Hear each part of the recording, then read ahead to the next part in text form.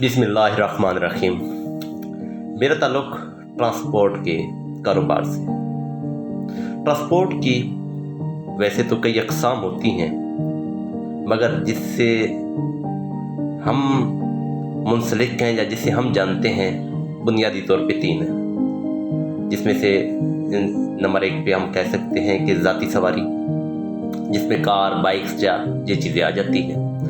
दूसरे नंबर पे public transport है, जिसमें बसेस, वैगन्स और इस तरह की चीज़ें आ जाती हैं। और तीसरे नंबर से गोश्त ट्रांसपोर्ट, जिसे माल बरदार गाड़ियाँ कहते हैं, ट्रक, ट्रॉलर और कंटेनर वगैरह आ जाते हैं। मेरा ताल्लुक़ गोश्त ट्रांसपोर्ट से। जब इस तरह का पेट्रोलियम की मसनूआत में इजाफा होता है, तो जहाँ आम आदमी भी मुतासर होता है, आम जो ज़ाती सवारी वाला भी मुतासर होता है, वहीं पब्लिक ट्रांसपोर्ट में भी पेट्रोलियम की मसनूआत की वजह से उससे भी वही मसला दरकार होता है। लेकिन उसमें ये होता है कि वो टेम्परेरी तौर पे किरायों में इजाफे का नोटिफिकेशन जारी हो जाता है और उससे थोड़ा बहरहाल रिलीफ मिल ही जाता है। और तीसरा जो सबसे ज़्यादा इस पेट्रोलियम की मसनूआत जो इस्तेमाल करते हैं वो गोश्त ट्रांसपोर्ट है, और पेट्रोलियम की इंक्रीज़ होने की वजह से सबसे ज़्यादा मुतासर जो तबका होता है वो गोश्त ट्रांसपोर्ट का होता है।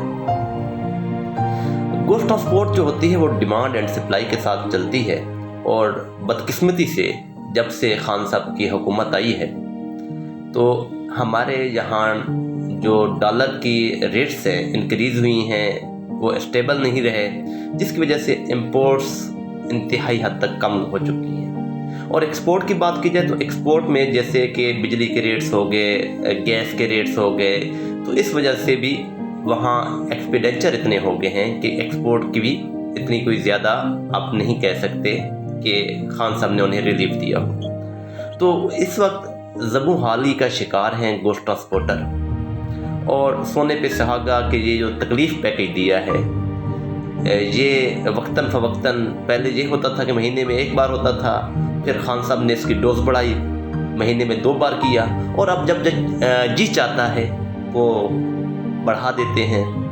और अब तो ये नौबत आ गई है कि गोश्त ट्रांसपोर्ट पे सबसे बुरे हालात, जहाँ तक मेरी हिस्ट्री है, जहाँ तक मेरी सर्विसेज का और जहाँ इस शोबे से मुंसलिक होने का ताल्लुक़ है, तो मैंने देखा था कि जब बीबी शहीद हुई थी तो सिंध में हालात ख़राब हुए थे और लोगों की करोड़ों की मालियत की गाड़ियाँ जली थीं।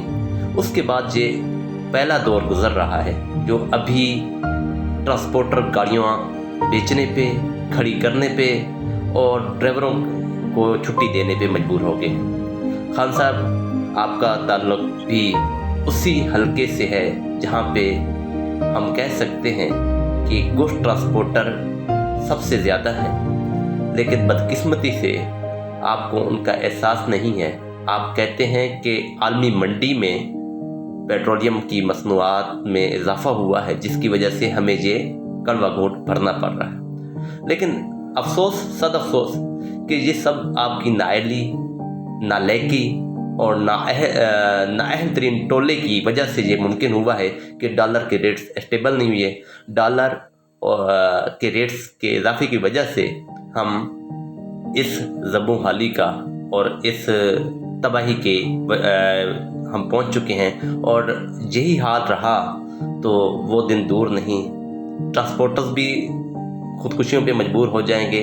आज वो गाड़ियाँ खड़ी कर रहे हैं, फिर फाका कशी करेंगे, और आखिर में खान साहब, जो आपकी बात है कि सुकून सिर्फ कब्र में है, हम कब्र में जाने के लिए फिर तैयार होंगे। तो खान साहब, आपसे गुजारिश है कि आप एक काम करें कि ये वो क्या कहा था शायर ने कि कुर्सी है तुम्हारा, जनाजा तो नहीं, कर कुछ नहीं सकते तो उतर क्यों नहीं जाते। वस्सलाम।